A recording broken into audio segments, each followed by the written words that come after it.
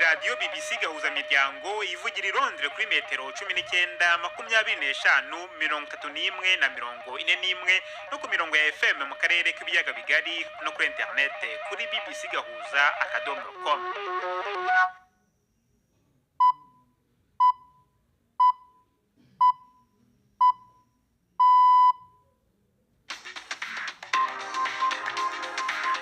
Ni saa 10 ku isaha mpuzamahanga ya GMT, ni saa 12 ku isaha yo mu Rwanda no mu Burundi. Muri studio muri kumwe na Jacques Niyitegeka. Izi ni ingingo z'ingenzi zigize aya makuru. Muri Leta Zunze Ubumwe za Amerika, imiriro y'agasozi itari munsi y'itanu ikomeje guca ibintu mu nkengero z'umujyi wa Los Angeles muri California. Ministre w'ingabo wa Leta Zunze Ubumwe za Amerika Lloyd Austin yavuze ko leta y'igihugu cye yemereye Ukraine indi nkunga ya gisirikare ingana na miliyoni 500 z'amadolari. Umuryango w'abaganga batagira imipaka MSF uravuga ko urimo kwita ku bantu bagizweho n'ingaruka n'imirwano imaze iminsi ivugwa muri teritwari ya Masisi hagati y'ingabo za leta n'umutwe wa M23 mu burasirazuba bwa Repubulika ya Demokarasi ya Kongo. Tubafitiye n'ikinamico urunana muri mwese. Ikaze muri amakuru yo kuri wa kane turi ku itariki ya 9 z'ukwezi kwa mbere.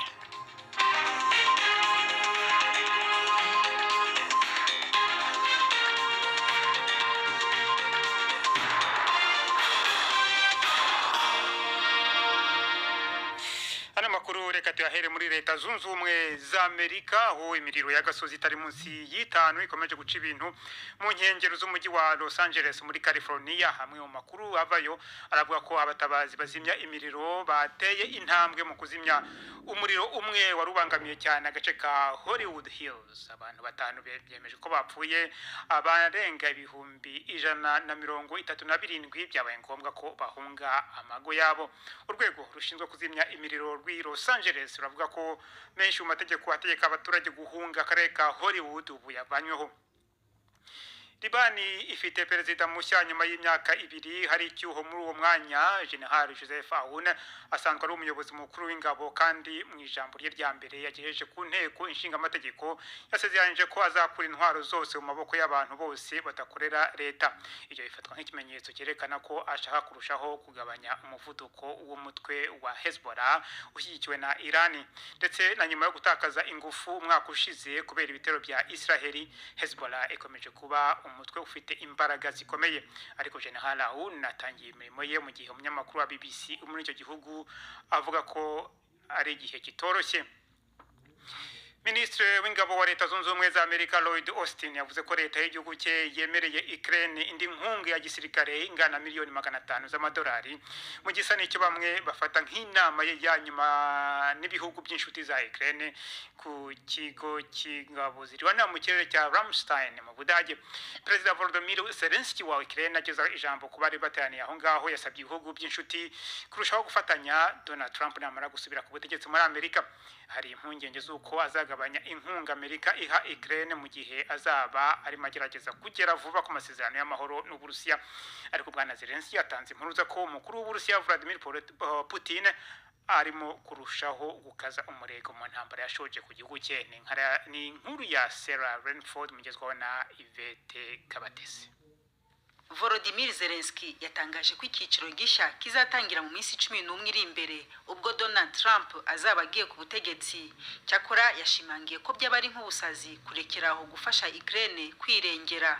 Yasabye abanywanyi ba Kiev gukomeza gushora imari mu gukorera intwari imbere muri Ukraine no kohereza izo yamaze kwemererwa, harimo n'uburyo bw'ubwirinzi bwo mu kirere. Ibi yabivuze mu gihe umujyi wa Zaporizhia uri mu kababaro ko gupfusha abaturage 13 biciwe mu gitero cy'Uburusiya. Bwana Zelensky kandi yagarutse ku gitekerezo kigeze gutangwa na perezida w'Ubufaransa cyo kohereza ingabo z'amahanga muri Ukraine. Umuyobozi w'iki gihugu yagaragaje ko bwaba ari ubutwari kandi bukomeye bwo guca intege imbaraga z'Uburusiya. dusubire muri leta zunze ubumwe za Amerika. Imihango yo gushyingura Jimmy Carter wigeze kuba perezida wa Amerika iri mu kubera muri katedrali iri i Washington. Isanduku irimo umurambo we ifukishijwe igitambaro cy'ibendera ry'igihugu, yatwawe mu cyubahiro n'umutwe w'abasirikare bashinzwe gufasha mu mihango y'abanyacyubahiro. Abandi ba perezida bategetse Amerika bakiriho bose bari bitabiriye uwo muhango. Joe Biden wo mu ishyaka ry'abademokrate, Jimmy Carter yarimo akaba bari n'inshuti z'igihe kirekire, niwe wateganijwe kuvuga ijambo ry'ingenzi ryo kumusezeraho. Nyuma y'uwo muhango, umurambo wa bwana Carter urasubizwa n'indege muri leta ya Georgia, haza kubera umuhango wo kumuherekeza bwa nyuma mu muhezo, maze mu nyuma haze kuza gushyingurwa iruhande rw'imva y'umugore we Rosaline bamaranye imyaka 77. Tujyaye mu majyepfo ya Afurika, igipolisi muri Mozambique kitabaje ibyuka biryana mu maso kugira ngo gitatanya abayoboke b'umunyapolitiki utavuga rumwe n'ubutegetsi Venancio Mondlane watahutse mu gihugu kuri wa kane nyuma y'amezi 2 ari mu buhungiro. Imbaga y'abantu yaherekeje umurongo w'imodoka zirimo yari imutwaye mu murwa mukuru Maputo. Umuntu umwe yakomeretse cyane mu gihe inzego zishinzwe umutekano zatatanyaga igiterane cy'abantu yarimo kugezaho ijambo. Bwana Mondlane uvuga ko amatora y'umwaka ushize yaranzwe n'uburiganya, yahunze igihugu mu kwezi kwa 10 nyuma yaho umwunganira mu mategeko yiciwe. Mukomeje kumva BBC gahuza miryango, muradukurikira kandi kuri Kisoro FM mu majyepfo ya Uganda. Abari kuri internet muradukurikira kuri Facebook Live.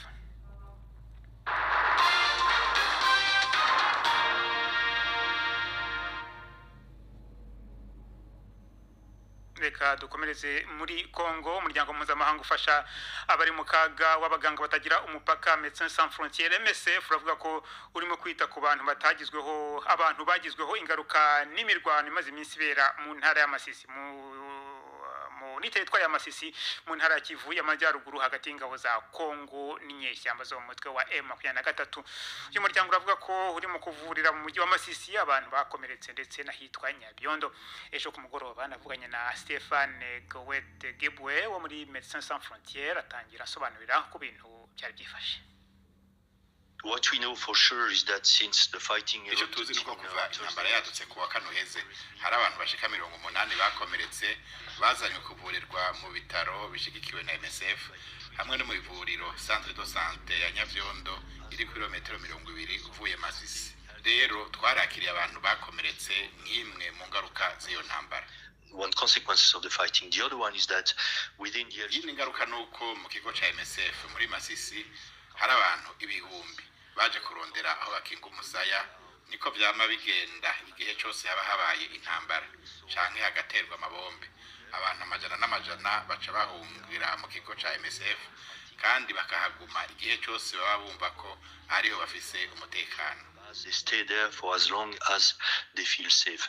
Wa ufite imibare y'abantu bamaze guhunga imirwano mu mujyi wa Masisi?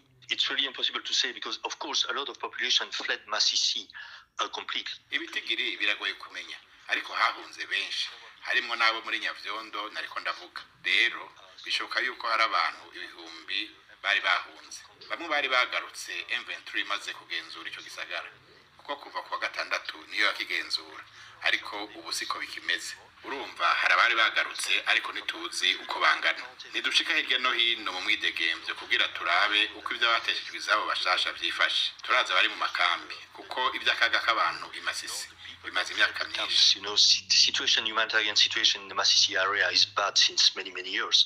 We present in Masisi since almost 20 years and it's tuhamaze imyaka hafi 20. Hari abantu bari bamaze imyaka myinshi mu makambi ngahe Masisi, ubu bari baravuyeyo. Abo nituzi iyo bari kuko nitwidegemvya kuko ibintu bimeze nabi kandi harabangamye ku mutekano w'abakozi bose kuja hirya no hino. Ico nshobora kukubwira nuko hari abantu amajana barondera abakika umusaya mu bigo no mu bitaro bya MSF. Ibyo nuko vyifashe. Iyo habaye agahengwe barataha ariko amasasa asuye kwasana baca bagaruka. Bagenzanje bavuga yuko hari abantu barenga 1000 mu bitaro n'amajana mu ivuriro rya MSF. Nitwo bibahora kuko ibintu bihinduka ku mwanya gusa turasuzuma yuko atabagwanyi baba bari muri abo bantu, ariko n'uruja n'uruza rw'abantu isinzi rugoye kugenzura neza. But they move in and out massively and too massively to be controlled. Dukomereze ano makuru mu Rwanda aho umukuru w'igihugu Paul Kagame mu kanya kashize yatanze ikiganiro n'abanyamakuru kibanza cyane ku bibazo by'umutekano mu burasirazuba bwa Repubulika ya Demokarasi ya Kongo n'uruhare igihugu cye gishinjwa kuwugiramo. Yongeye kuvuga ko nta ruhare u Rwanda rufite mu bibera muri kariya gace, avuga ahubwo ko Kongo yirengagiza uruhare rwayo mu gukemura ibibazo ifite. Mugenzi wanjye Jean Claude Mwambutsa yakurikiranye iki kiganiro. Jean Claude Mwambutsa, niba unyumva, turi kumwe ku murongo wa telefone, ni bihe bintu by'ingenzi byibanzweho muri make? Jacques, ibyo ndakumva neza. Iby'ingenzi nk'uko nawe wari ubivuze yibanzeho ni umutekano wo mu burasirazuba bwa Kongo. Yavuze ko iki gihugu kidagira icyo gikora ngo gihoshe intambara zihari. Yavuze ko kiri kwiyubagiza abaturage bacyo kibita abanyamahanga kandi ko kitanashaka na busa amahoro. Perezida Kagame yanavuze ko ku nama ya Rwanda yagomba kumuhuza n'umukuru w'igihugu cya Kongo mu kwezi gushize. Iyi nama Kagame akaba atarayitabiriye mu gihe mugenzi we wa Kongo we amakuru avuga ko yamaze kugera i Rwanda. Aha Perezida Kagame aravuga kuri iyi nama atitabiriye ya Rwanda n'impamvu atayitabiriye. Ministers meeting comes and they meet, they discuss, and inama ya minisitiri yarageze baraganira, bigeze aho gusinya. Minisitiri wa Kongo arahaguruka afata telefoni arahamagara, agarutse ati bisimbyemera, bati kandi ibyo udashaka ari byo byari kutugeza ku gisubizo. Barakomeza baratsimbarara ngo tugomba kugira Rwanda gusinya, batanavuze nibura ko tugiye kugira ibindi biganiro. Je numva ko bitari ngombwa kwirirwa njyayo. Icyo nicyo cyatumye inama yacu itaba. that's what killed the summit. Hanyuma ku bibazo by'imbere mu gihugu ni bihe yabajijweho cyane? Avuga ku bibazo by'imbere mu gihugu, abanyamakuru bamubajije ku mpinduka zikunze kubaho muri guverinoma, abaminisitiri barimo abavaho bakavaho batateye kabiri. Perezida Kagame avuga ko ari ibisanzwe ko uwashyiraho ashobora kumukuraho yabonye ko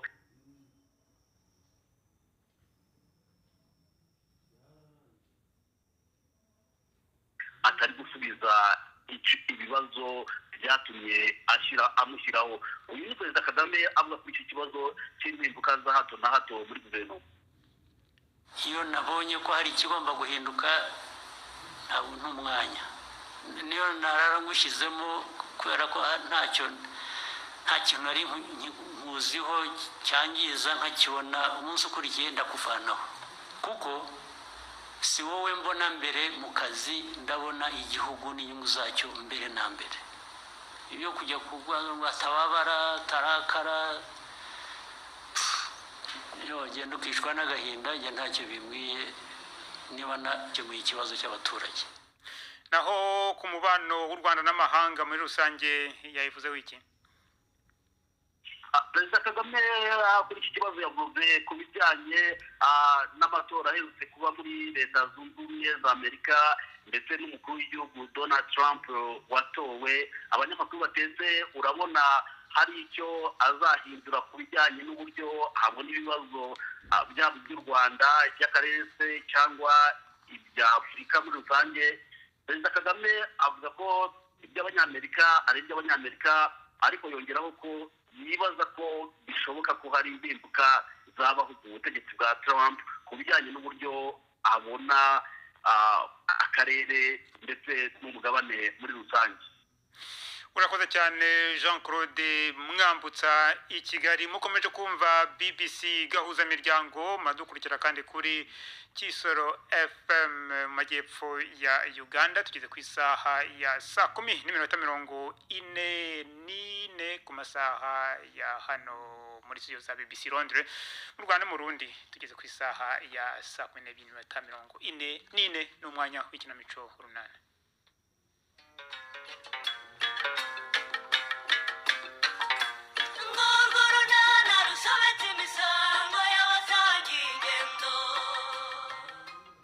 yiyemeje kubwira Chris ibanga yari yaramuhishe. Honorine niwe ahangayikishijwe n'ubuzima bw'umwana we. Yagize ikihe kibazo?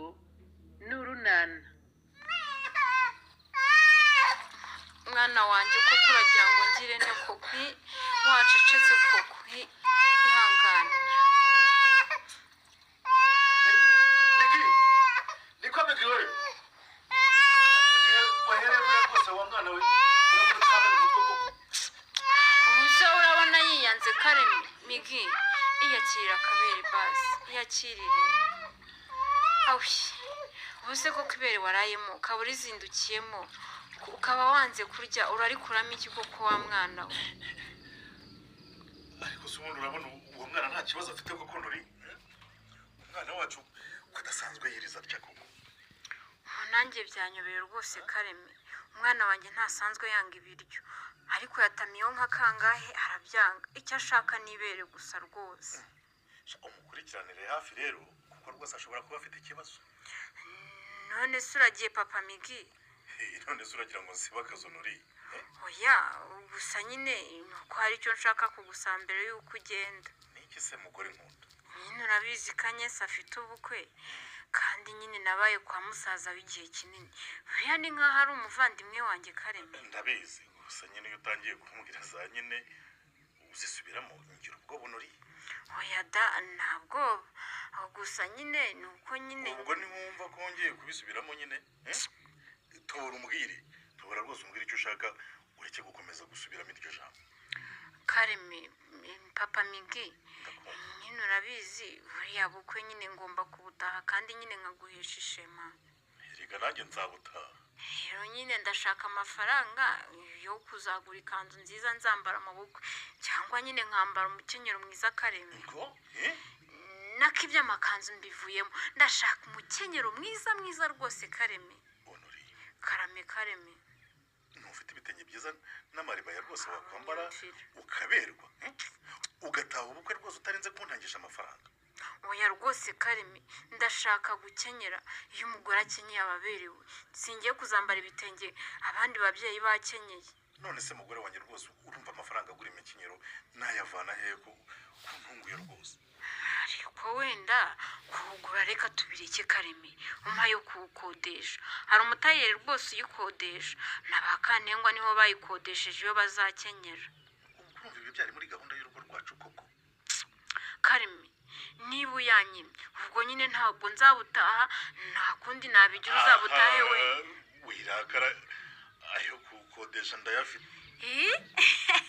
Karemi urakoze rwose rega ubundi urankunda nanjye nkagukunda. Wakwigendera ko ndebe umukecuru nta kindi aduhamagara atari ukutugisha impaka bushobo. Reka murabubatse nanjye nkaba nyir'urugo. Inzu ni iyanjye niba mvuze ngo musige gutya murayisiga uko mbishaka. Yego Mwana yanjye. Yego. Waretse kuruhanya n'abafana. Haze nduhanya bankora ibyo nashaka. Ko ari bo bazi ibyo bashaka gukora koko wabaretse.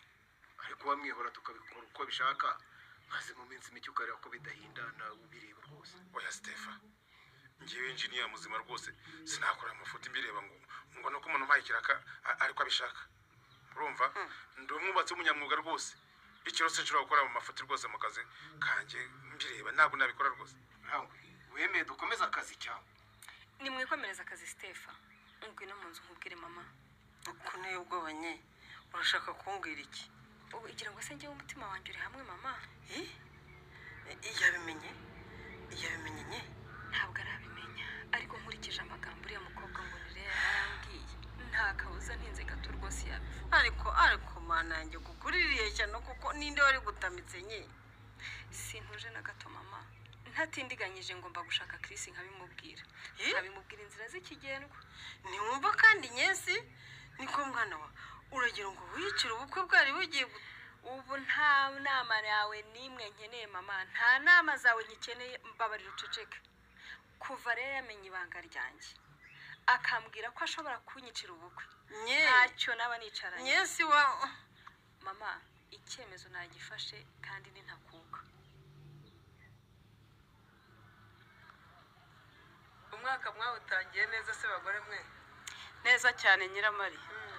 Ariko imyaka iraguruka pe. Mugira dutangire inama di. dufate ingamba z'umwaka mushya tuzageza ku banyamuryango ba koperative yacu. ariko munazirikana ko hari Nyarurembo dufite n'ubukwe. aha ninde wakwibagirwa ubukwe bw'umukobwa wa Rangwida? Uriya Nyensa nafatiye runini ababyeyi ba hano Nyarurembo rero. Yewe cyane ziriya nama agira urubyiruko munsi y'umunyinya abazikurikiza zibagirira akamaro cyane rwose. Uretse n'ibyo turabaturanyi tugomba kugira icyo dukora nka koperative inkingi. ngo mukora iki se? Tugatwerera Rangwida. nubwo bamwe twabikoze mu miryango yacu ariko tunagize icyo dukora nka koperative hanyuma tukanaseruka twakenyeye bisa nyine byagaragara neza. ariko ndabibonye koko burya hari abantu bakunda abakire. Gute se sori? Rangwida se ko ari umukire, uwo mukobwa we ko akora, umuhungu we agakora, umukazana bikabuko, ubwo muramutwerera muhinda mu yabuze iki? None se hari uwigira sori? Mumbarize Nyiramare. ubu muranashaka gukora mu kigega cya koperative ngo mutwerere Rangwida nkaho hari icyo yabuze. Ariko no mutima muri sori nkuko babivuze koko wabonye hari uwigira? Nta muntu nabonye wifashe ubukwe ngo nuko akize. Ntawe pe. Sori, igihe cyose umuntu aba akeneye amaboko muri bagenzi be. Kandi erega nkuko twahoze tubivuga ko imyaka itujyanye ni nako abana bacu bakura. Uyu munsi niwe washingiye, ejo n'undi muri twe. Ese nk'ibyo byose umwe muri twe turenda no gushyingira abuzukorereka. wakabyara we ndumva mumukomeyeho wagira ngo hari icyo mumucata. Je rwose simbyumva kimwe namwe. Iki? Uko ni ugutagaguza amafaranga ya koperative. Ego, ariko se koko byivuga urakomeje sori?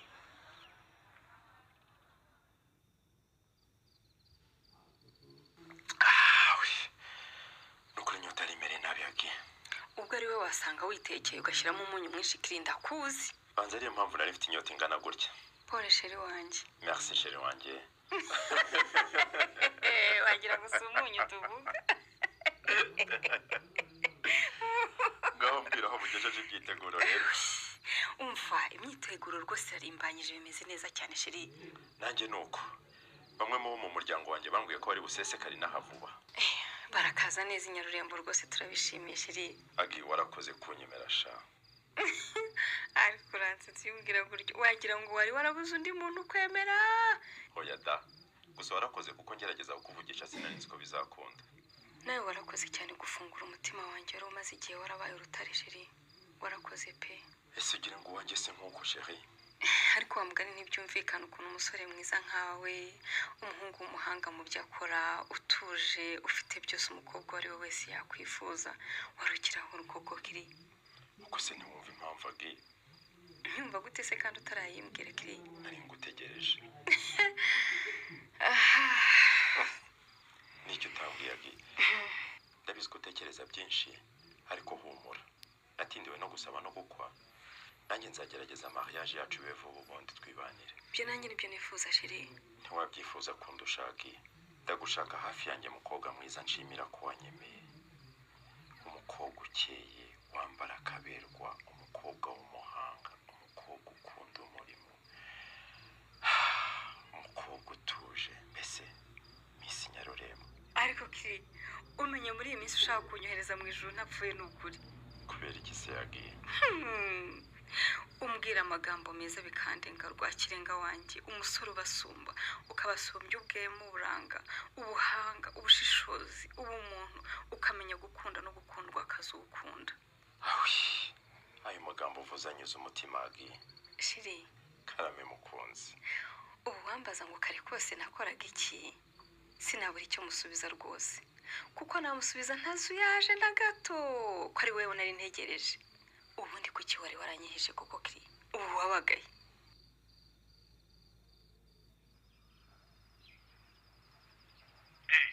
Niki ko ukomeje kumpamagara Nori? Ubwo se uracyariyo koko Kareme? Sinakubwiye ko nimba ku kazi njya kwa Rangwida gufatanya n'abandi mirimo yo kwitegura ubukwe bwa Nyensi koko Nori. Umwana wacu ntameze neza rero. Ibyo urimo bireka utahe Kareme. Umucyo Nori. Migi ntameze neza yewe. Rwose arashaka konka gusa Kareme.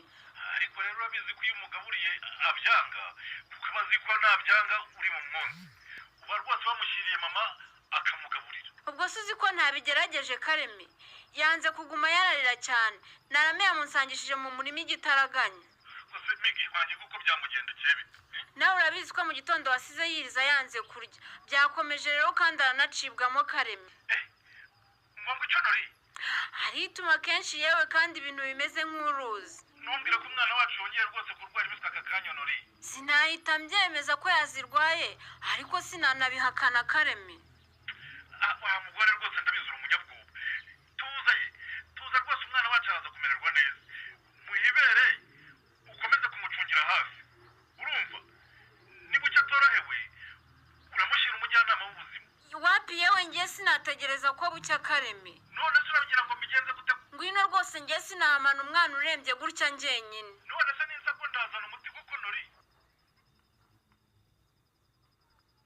warekeye ko numvise gakaze koko kiri uragira ngo ntaye nasinze koko aho urabyemerewe ko wasindira kuko si mu kabari yagiye mbabarira cyane ndacyataha mu rugo iwacu sha mbabarira sinabona icyo mbwira mama wanjye ndapfuye noneho we ubundi se ni ngombwa gutaha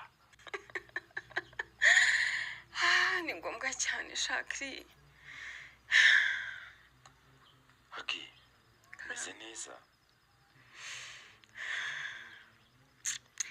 yego meze neza kiri gusa hari icyo nshaka kukubwira nako maze igihe kitari gito nshaka kukubwira ugashaka kugira icyo umbwira ugatinda kandi turi kumwe shaka nguteze amatwi y'umubiri n'ay'umutima agi n'icyo ushaka kumbwira ukababwa mukobwa mwiza sheri karame mukobwa mwiza ndagukunda cyane kandi n'ukuri ndagukunda ndabizi rwose kandi nanjye ndagukunda cyane rero urabizi ko umuntu ajya gukura aciye mu bintu byinshi pe urabizi ko mu myaka y'ubwangavu biba bitoroshye ibisitaza biba ari byinshi ndabizi rwose kandi ni nabyo uhora ubwira urubyiruko munsi y'umunyinya biriya byose rero umuntu abibwira urubyiruko kuko afite ubuhamya bwabyo yego kandi rero burya si abakobwa bonyine bahura n'intambara n'abahungu bazicamo nanjye ubwanjye hari byinshi naciyemo kugira ngo ngere aho ngeze aha yego ndabizi ko n'abahungu bazicamo kuko ndi umuhamya wabyo pe hagi kumbona amarira kubunze mu maso ntacyo kiri wowe ntega amatwi gusa uretse n'amatwi nakubwiye ko n'umutima uri kuri wowe ahubwo mbwira dore ugiye kumvamo kiri ndakumva nk'uko urugamba rwose rutabura inkomere cyangwa ngo rubura abarugwaho nanjye urwo narwanye ndi umwangavu sinarutsinze uko byakugendekeye bitagi